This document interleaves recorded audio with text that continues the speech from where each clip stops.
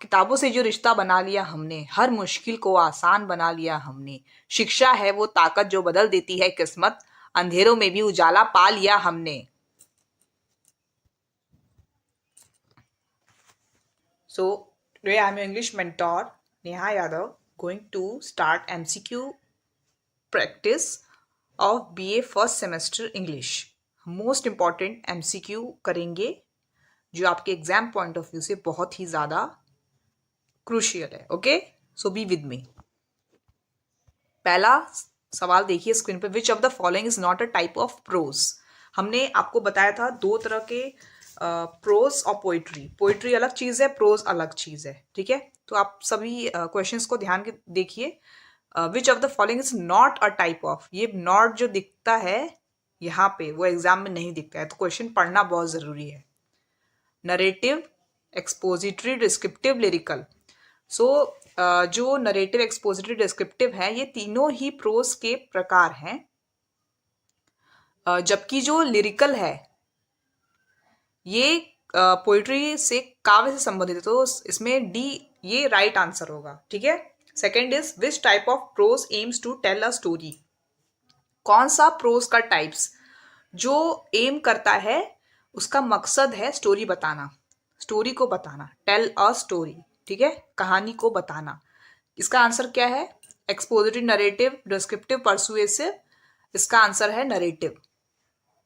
Narrative का अर्थ क्या होगा? कथात्मक गद्य का उद्देश्य। इसको नरेटिव को हिंदी में कथात्मक गद्य कहते हैं। उद्देश्य कहानी सुनाना होता है जिसमें पात्र, घटनाएं और कथानक होते हैं, ठीक है। Third question is which type of prose is used to explain और इन्फॉर्म। एक्सप्लेन मतलब व्याख्या करना, इन्फॉर्म मतलब इन्फॉर्म, इंफॉर्मेशन, किसी चीज को बताना, इन्फॉर्म करना। Third question, so descriptive, expository, narrative, persuasive. इसमें सही आंसर है व्याख्यात्मक, ठीक है। Expository, type of prose that explains और यूनिफॉर्म्स। एक्सपोजिटरी गद्य, एक्सपोजिटरी इसका सही आंसर होगा, थर्ड का C. Next question is fourth, which type of prose uses sensory details to describe a scene और ऑब्जेक्ट। ऐसा कौन सा प्रोज है जो सेंसरी डिटेल्स, सेंसरी मतलब सेंसरी डिटेल्स हमारी जो 5 सेंसेस हैं, आईज, नोज, ईयर, ठीक है, और टच करना, ठीक है, और सेंस करना, मतलब 5 जो स्मेल करना, ये 5 जो हमारी सेंसरी डिटेल्स हैं उसको डिस्क्राइब करता है एक सीन या ऑब्जेक्ट। ऐसा कौन सा प्रोज है, ठीक है। तो ये जो है इसका है डिस्क्रिप्टिव, वर्णनात्मक पद, ठीक है, ये इसका सही आंसर होगा। Next is 6, autobiographies and biographies are examples of which type of prose. Descriptive prose का एक एग्जाम्पल देखते हैं, जैसे इसका हिंदी में कहते हैं वर्णनात्मक गद्य का उदाहरण। सुबह का समय था, सूरज धीरे धीरे आसमान में चढ़ रहा था, उसकी सुनहरी किरणें पेड़ों की पत्तियों पर पड़कर उन्हें चमका रही थी।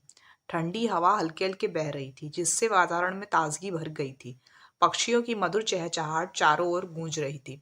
सड़क पर लोग अपने काम पर जाने की तैयारी में थे। यह दृश्य मन को शांति और सुकून से भर देता है। तो इसकी विशेषता क्या है? किसी दृश्य, स्थान, व्यक्ति या अनुभव का जीवंत वर्णन। इंद्रियों, देखना, सुनना, महसूस करना का प्रयोग। भाषा सरल और चित्रात्मक। And biographies are examples of which type of prose. So autobiographies से क्या आप समझते हैं? ऑटो मतलब हमारा सेल्फ, बायोग्राफीज ऑटो सेल्फ की बायोग्राफीज एंड बायोग्राफीज, ठीक है, दोनों अलग चीजें। Are examples of which type of prose. So इसका सही आंसर होगा narrative prose, that is B, option number B, ठीक है, ये आप ध्यान रखिए। और अ यूजर मैनुअल, कि ये नरेटिव क्यों हुआ, क्यों हुआ? क्योंकि ऑटोबायोग्राफीज एंड बायोग्राफीज ये एग्जाम्पल है नरेटिव प्रोज का, ठीक है। सो ये स्टोरी बताती थी, tell the story of a person's life, किसी व्यक्ति की जिंदगी के बारे में बताता है in a sequence of events, ठीक है। They are usually written in chronological order. Chronology जैसे हिस्ट्री में आप पढ़ते हैं ना कि एक मुगल एम्पायर था, फिर मतलब दिल्ली सल्तनत था, फिर उस पर किसी ने शासन किया है, वो एक क्रोनोलॉजिकल एक मतलब उसका एक सीक्वेंस है, ठीक है। The focus is on real people and their experiences, their main purpose is to inform and engage the reader through story telling. So ये सब नरेटिव टाइप ऑफ प्रोज में होता है, इसीलिए हमने ऑटोबायोग्राफी सब बायोग्राफीज को इस कैटेगरी में रखा, ठीक है। So moving on to the next question. Seventh question, the user manual is an example of which type of prose? So मुझे इसका आंसर अभी आप सभी स्टूडेंट्स बताएंगे. Example of which type of prose? So user manual किस category में आएगा? Expository, ठीक है। सो क्यों हम एक्सपोजिटरी में से रखेंगे, हम वो भी आपको बताते हैं. It explains how to use a product और perform a task. It gives clear instructions, facts and information. वह साफ तरीके से बताता है कि कैसे फैक्ट और इन्फॉर्मेशन का क्या करना है, और उसका वो सही निर्देशन देता है. उसका जो पर्पस है, उसका मकसद है इन्फॉर्म करना या गाइड करना रीडर को, not to tell a story, describe feelings, ठीक है. और इन एक्सपोजिटरी प्रोज में हम क्या करेंगे, इंफॉर्मेशन और इंस्ट्रक्शन राइटिंग लिखेंगे. सो आप देखिए कि यहाँ पे ये आपको क्लियर हो गया होगा. और यूजर मैनुअल आपको पता है ना कि यूजर मैनुअल क्या है. मैं उम्मीद करती हूँ कि आप सभी को यूजर मैनुअल पता होगा. जिन लोगों को नहीं पता है मैं उनको बता देती हूँ. एक दिशा निर्देश पुस्तिका होती है जो किसी उस मतलब जो आप जैसे कोई वॉशिंग मशीन या कोई भी प्रोडक्ट खरीदते हैं तो उसमें आपको देखा होगा ना कि आपने आपको एक मैनुअल मिलता है, उसी को यूजर मैनुअल कहते हैं, ठीक है. सो किसी उत्पाद, उपकरण या सॉफ्टवेयर को सही तरीके से इस्तेमाल करने के लिए बनाई जाती है, ठीक है. नहीं तो आप उसको जैसे अब क्या है, ऑटोमेटेड वॉशिंग मशीन आ गया है, सो लोगों को पता नहीं होता है कि कैसे उस चीज़ को, उत्पादों की जानकारी नहीं होती तो उनको उस चीज़ से अवगत कराना. सो ये यूजर मैनुअल का काम होता है. Which type of prose would most likely be used in newspaper editorial. So जो न्यूज़पेपर एडिटोरियल आप देखते हैं, एडिटोरियल पेज देखते हैं न्यूज़पेपर में, अखबार में, वो किस तरह का प्रोज है. देखिए वो कह रहा है कि बेसिकली जैसे यूजर मैनुअल है, उसमें जो गाइड है, ठीक है. आपने प्रोज के टाइप्स पढ़ रखे हैं, तो अब आपके सवाल सामने क्वेश्चंस कैसे आ रहा है. यूजर मैनुअल में गाइड है, उस वो किस टाइप का, उसमें किस टाइप का प्रोज है. ये जो डायलॉग लिखते हैं इसमें किस टाइप का प्रोज है. न्यूज़पेपर एडिटोरियल किस टाइप का, मतलब आपने इन्फॉर्मेशन पहले आपको उसको पढ़ ली है, अब उसका एमसीक्यू में ट्विस्ट करके आता है, तो वो चीज़ आपको सही से आंसर आना चाहिए, उसकी हम लोग प्रैक्टिस कर रहे हैं, ठीक है. सो बी इसमें आप लोग बी विद मी, आप लोग को एमसीक्यू 100 आउट ऑफ 100 आपको पूरा ही एक्यूरेसी होगा, ठीक है. 100% accuracy. Which type of prose would most likely be used in newspaper editorial. So इसमें क्या है कि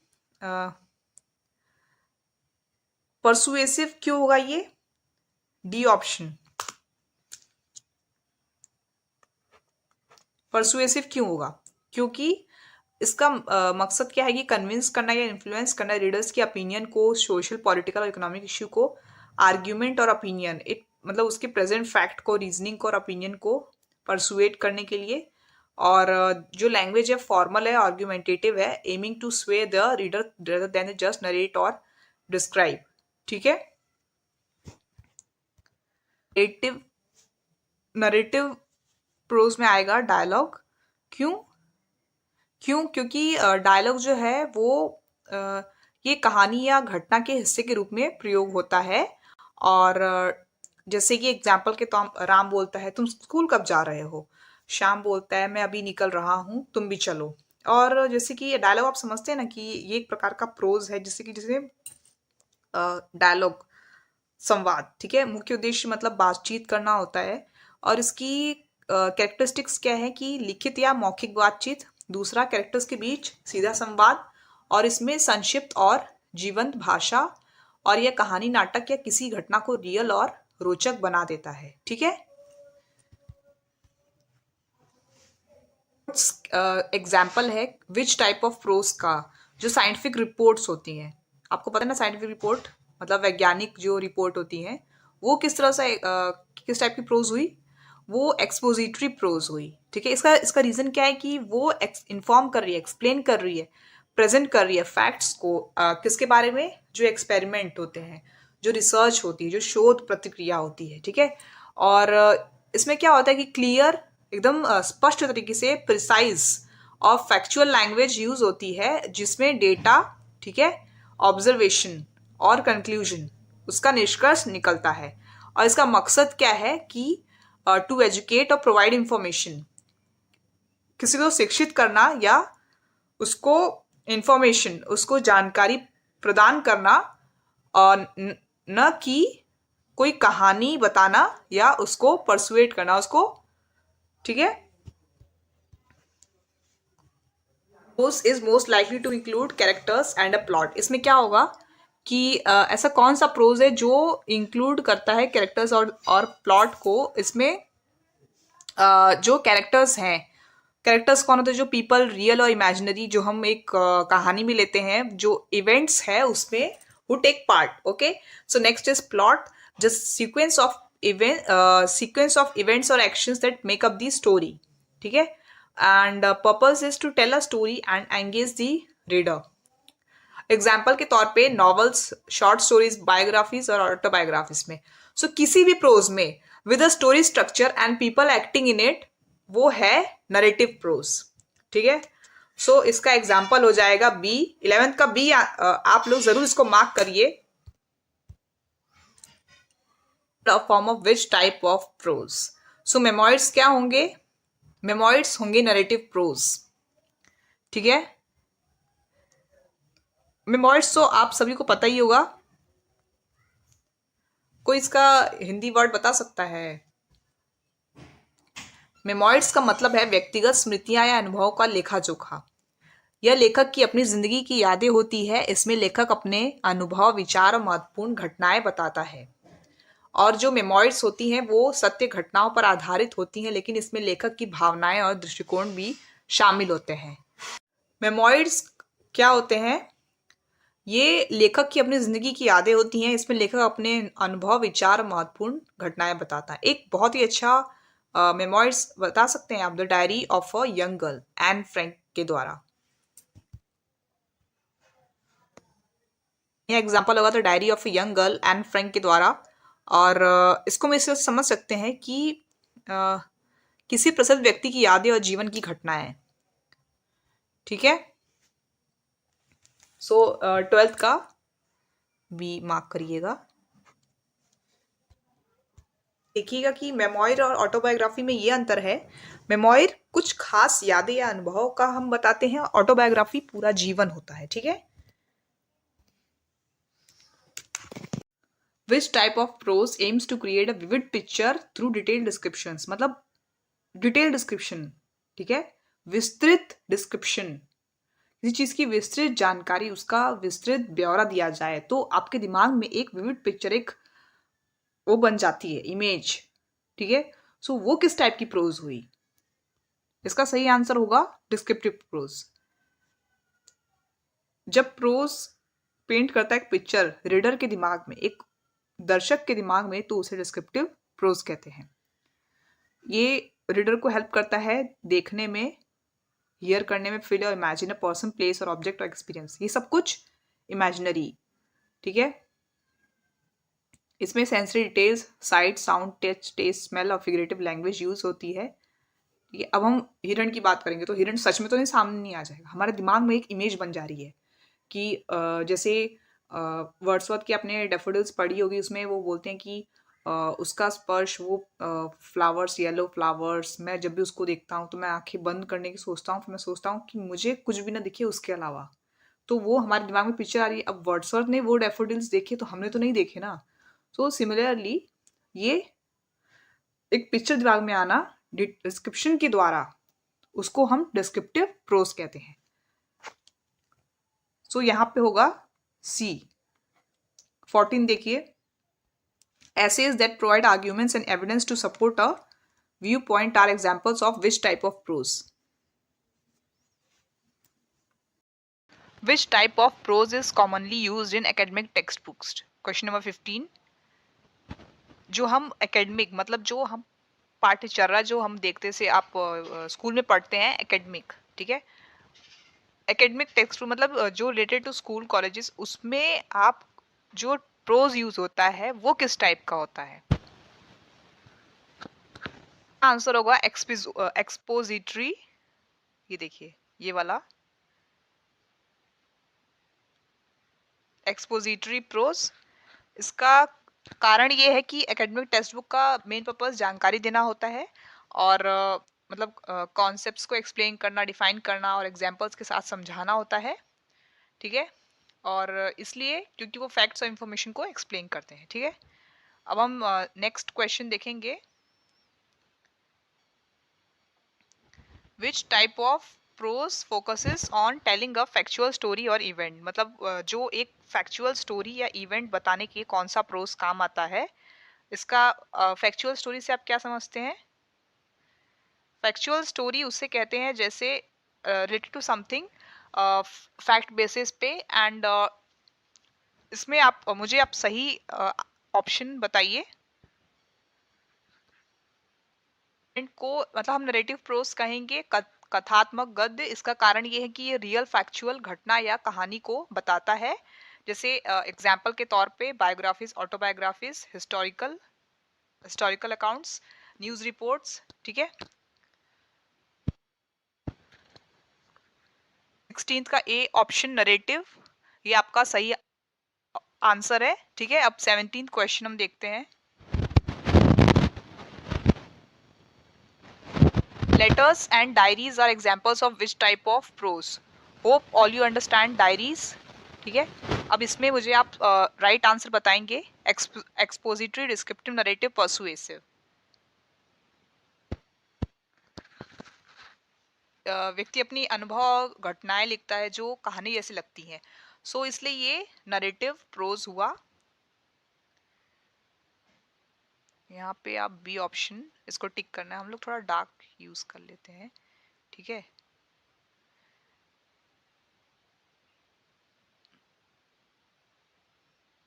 इसकी थिकनेस बढ़ानी होगी। क्यों ऐसा? क्योंकि लेटर्स और डायरीज में मतलब वो पर्सनल एक्सपीरियंसेस अपने शेयर करते हैं। And next is 18th, look at 18th question. What type of prose is often used in speeches to influence to audience? Audience क्या होती है? जनता। speeches जो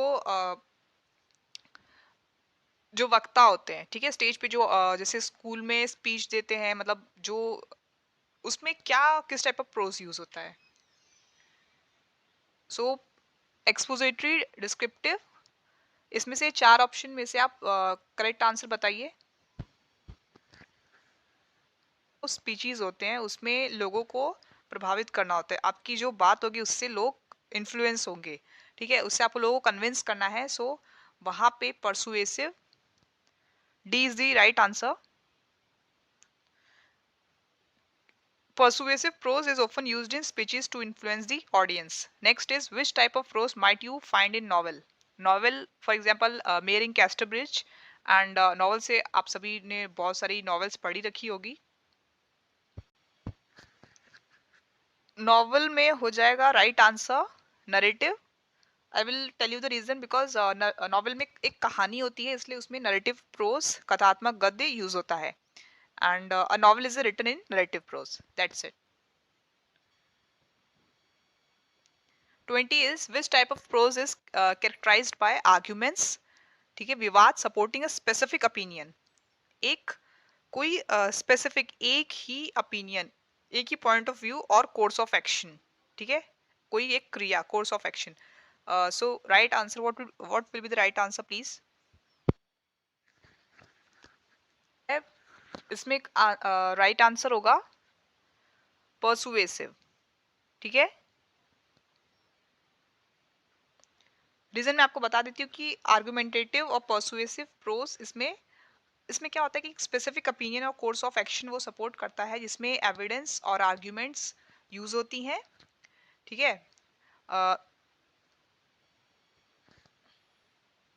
प्रोस आर्ग्यूमेंट्स के थ्रू किसी एक विचार या एक्शन को सपोर्ट करता है, इसलिए इसे मतलब आर्ग्यूमेंटेटिव प्रोस कहा जाता है, okay. So next is an article explaining the steps in a scientific process. एक वैज्ञानिक क्रिया है, प्रक्रिया है, ठीक है। Would be an example of which type of pros. उसमें मतलब एक कोई आपने देखा कहीं आर्टिकल छपा हुआ है, ठीक है, कहीं पे मैगजीन में, ट्यूटोरियल में, न्यूज़पेपर में कहीं एक आर्टिकल छपा हुआ है explaining the steps.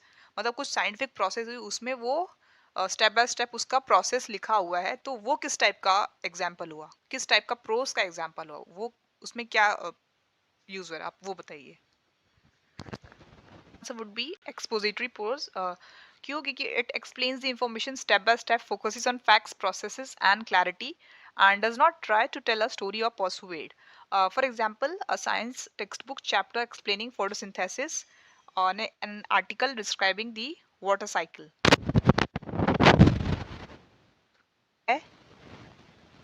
Expository.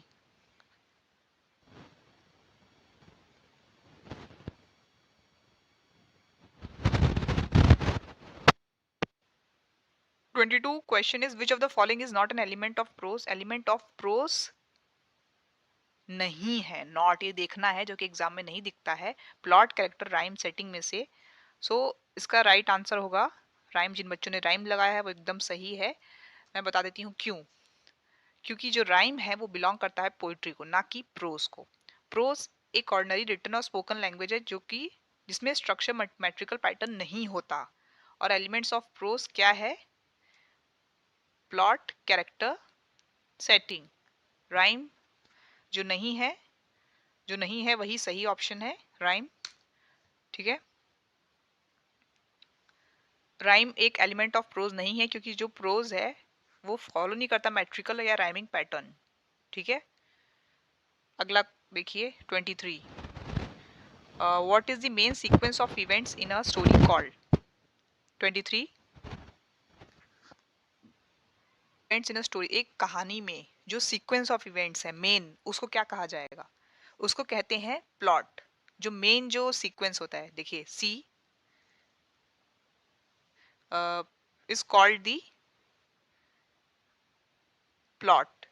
Plot is the organise series of events that make up the story.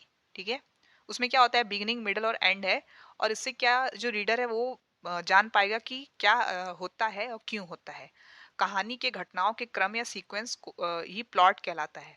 तो जो मेन सीक्वेंस है इवेंट्स का, उस स्टोरी का, उसको प्लॉट कहते हैं। ठीक है, of prose refers to the time and place in which a story occurs. मतलब जो, देखिए, एक कहानी है, ठीक है, उसमें टाइम है, उसमें प्लेस है। सो कोई एलिमेंट है प्रोज का, वो एलिमेंट कौन सा है जो कि रेफर करता है टाइम और प्लेस को? वो एलिमेंट क्या है आप बता सकते हैं? उसको बोलेंगे सेटिंग। कैसे? सेटिंग जो होती है वो बताती है कि कैसे, कब, कहाँ स्टोरी शुरू हुई, और वो कॉन्टेक्स्ट, मूड और बैकग्राउंड क्रिएट करती है इवेंट्स के, और वो इन्फ्लुएंस करती है कैरेक्टर के एक्शंस को और प्लॉट को। कहानी के घटनाओं का समय और स्थल ही सेटिंग कहलाता है। ठीक है, जो एलिमेंट ऑफ प्रोज है that refers to the time and place of a story is the setting. 25 question, which type of character undergoes significant development throughout the story? पूरी स्टोरी में, पूरी कहानी में कौन सा कैरेक्टर है जो कि अंडरगो करता है, मतलब उस सिग्निफिकेंट मेजर चेंजेस उसी को होते हैं, डेवलपमेंट के, विकास के। कौन सा है आप बताइए? वो करता है सिग्निफिकेंट डेवलपमेंट के थ्रू, उसे कहते हैं डायनामिक कैरेक्टर।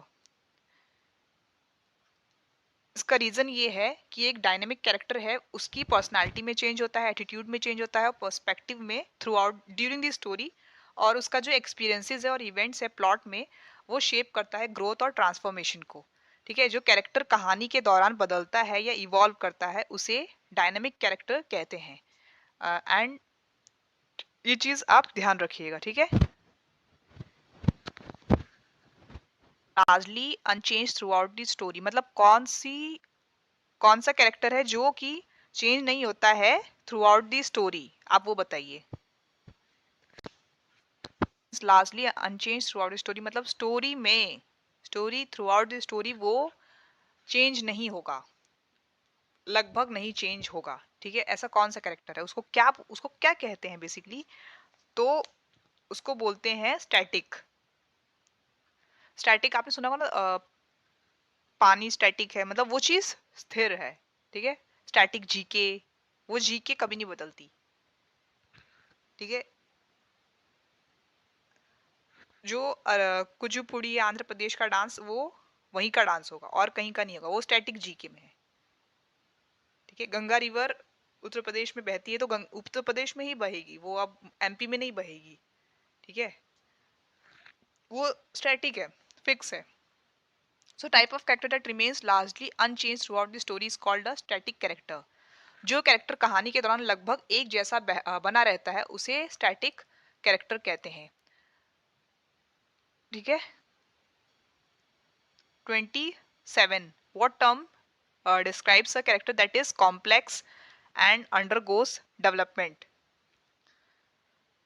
कौन सा कैरेक्टर मतलब वो टर्म कौन सा है जो डिस्क्राइब करता है कि जो कैरेक्टर है वो कॉम्प्लेक्स है और उसके मतलब वो जटिल है और उसमें मतलब डेवलपमेंट हो रहा है, आप बताइए।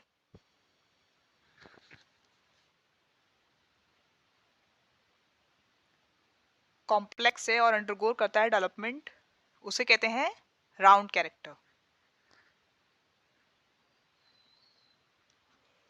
ठीक है।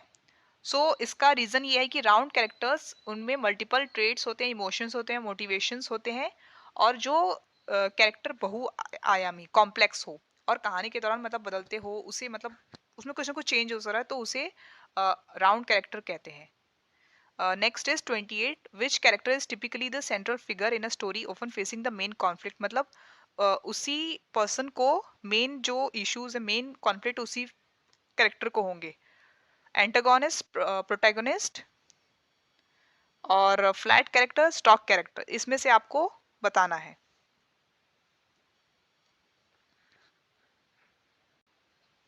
तो जो मेन कॉन्फ्लिक्ट होगा वो किसको होगा, उसको हम बोलते हैं प्रोटैगनिस्ट। प्रोटैगनिस्ट क्यों?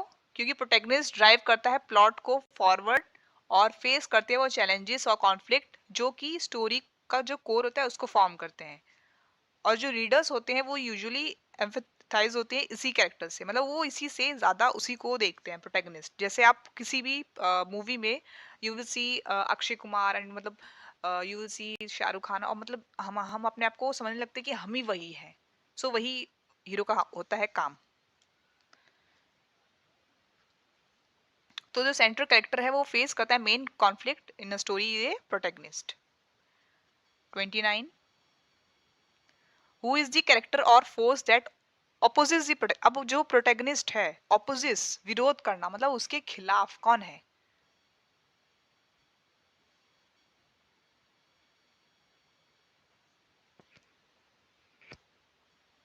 इसका आंसर होगा एंटागोनिस्ट, ए। प्रोटैगनिस्ट जो मेन होता है और उसके ऑपोजिट में होता है एंटागोनिस्ट। एंटागोनिस्ट क्रिएट करता है कॉन्फ्लिक्ट प्रोटैगनिस्ट के लिए, ठीक है। ये हेल्प करता है डेवलप्ड को और हाईलाइट करता है प्रोटैगनिस्ट के ट्रेट। और जो कैरेक्टर या मतलब ये प्रोटैगनिस्ट के विरुद्ध होता है बेसिकली, उसे एंटा नहीं होता, एंटी वायरस, वायरस के एंटी एंट वर्ड से ही पता चल रहा है, ठीक है। एंट दुश्मन। सो कैरेक्टर या फोर्स वो होता है अपोज करता है प्रोटैगनिस्ट को, ठीक है। अब next is 30. What type of conflict occurs when a character faces a struggle against another character? Occurs when a character faces a struggle against another character, मतलब दूसरे कैरेक्टर के तरफ, तो उसे बोलते हैं एक्सटर्नल कॉन्फ्लिक्ट, ठीक है। एक कैरेक्टर एक्सटर्नल कॉन्फ्लिक्ट क्या होता है? ये स्ट्रगल है between a character and a outside force, जैसे अनदर कैरेक्टर, नेचर या फिर सोसाइटी। तो इसका सही आंसर मार्क कर लीजिए 30 का बी।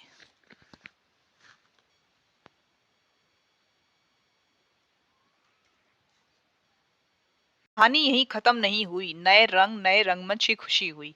नए रंग नए रंगमंच की खुशी हुई। बच्चों सुनो, बच्चों सुनो, इंतजार मत करो, इंतजार मत करो, पार्ट 2 की दुनिया अभी भी शुरू हो, पार्ट 2 की दुनिया अभी भी शुरू हो। So thank you students, be with me.